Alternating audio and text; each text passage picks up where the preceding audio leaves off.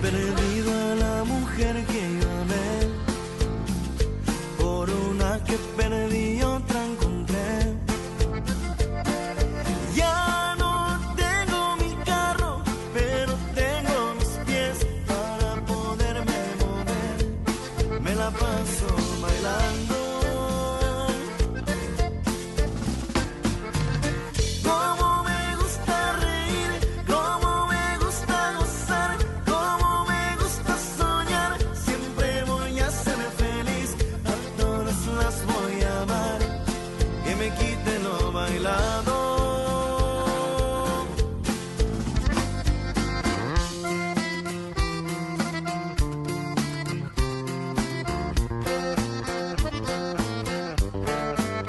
Me han pasado tantas cosas, lo sé, unas buenas y otras malas tal vez. Algunas veces sufrí. These group of guys, I've known them for a long time, so I mean I enjoy playing with them, and as long as I'm having fun, it's something I want to continue doing. Perdido a la mujer que yo amé, por una que perdí otra encontré. Ya no tengo mi carro, pero tengo mis pies para poderme mover. Me la paso bailando.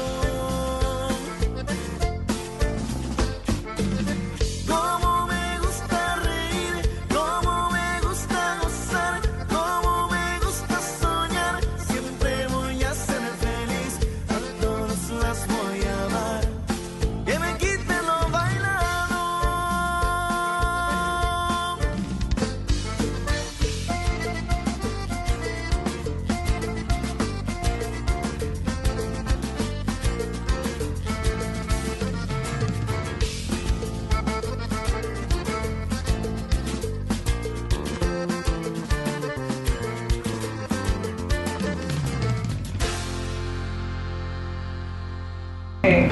Does Guadalupe influence your art, and if it does, how? Yes, it does. Guadalupe as a whole is very culturally bound.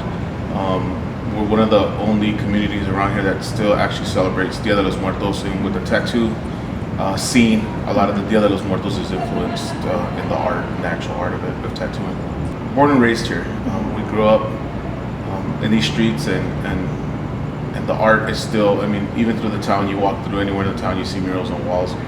So Guadalupe is home. It's home what it is for us. Well, bass, as a kid, it was more of a struggle. Growing up, a lot of us didn't really grow up with much. We grew up poor. It's a low-income town. But growing up here, you always wanted better, and you always dreamed of better and wanting better. That's why we ended up putting a business here in town. We can put it anywhere in Tempe, Phoenix, but we decided to do it here in Guadalupe. Not only for growth, but also to actually provide the community and the people around here with a safe, sterile environment to come get quality artwork done, instead of maybe getting tattooed in a house or somewhere else where it's basically illegal. But we decided we wanted to provide that for the community, and also a place where the community could actually have somewhere to come and actually feature local artists' work here. Not just only tattooing, but we do a lot of canvas painting and a lot of multimedia artwork.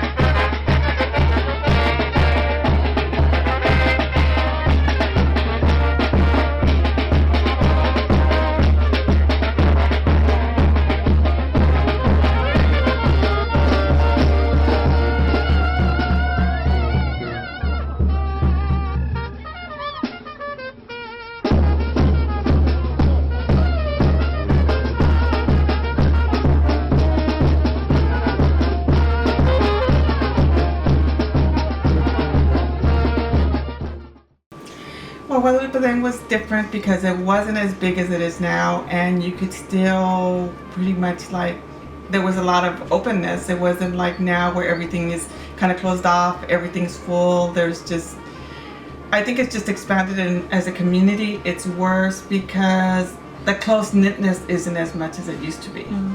Because now, even if you still know everybody, everything is just like far away. It's not like you see everybody on a regular basis. Before, you'd see people walking up and down to the street, to the store, to go to the chinos. And now everybody drives everywhere, and you don't see everybody in a regular, you know, it's just, and now it's open because now it's all expanded up to their dark shadows and it's just And it wasn't like that before? No, it wasn't like that before. You know, everybody, we used to all get together and play ball, and, you know, now it's like, you know, they probably still play ball, but it's just like it's not just Guadalupe people anymore. There's just like a lot of things came out of Guadalupe, into Guadalupe. Okay. Well, as a community, yes and no. I mean, I think as a community, we've gotten distant because of the fact of the distance. But as a town, it's grown because obviously now we have the fire department, we have the police department, we have running water and sewers and, you know, sidewalks that, you know, got, you know, when we were little, we used to want sidewalks, but now that we have the sidewalks, we don't like them. You know? It's just kind of, you know, little things like that, you know. And like when I was young and we used to go to Frank's school, everybody went to Frank's school because it was segregated. We couldn't go out of Frank's school, and we didn't know that then. And I remember when I was in the 5th grade and half of Guadalupe was going to be moved to other schools, like to Holderman and things like that. And everybody was like, you know, are we going to be one of the ones that are going to go to the other schools? Because we always wanted to ride the bus, but some of us didn't. We still ended up staying at Frank's school for that last 5th year, you know. So.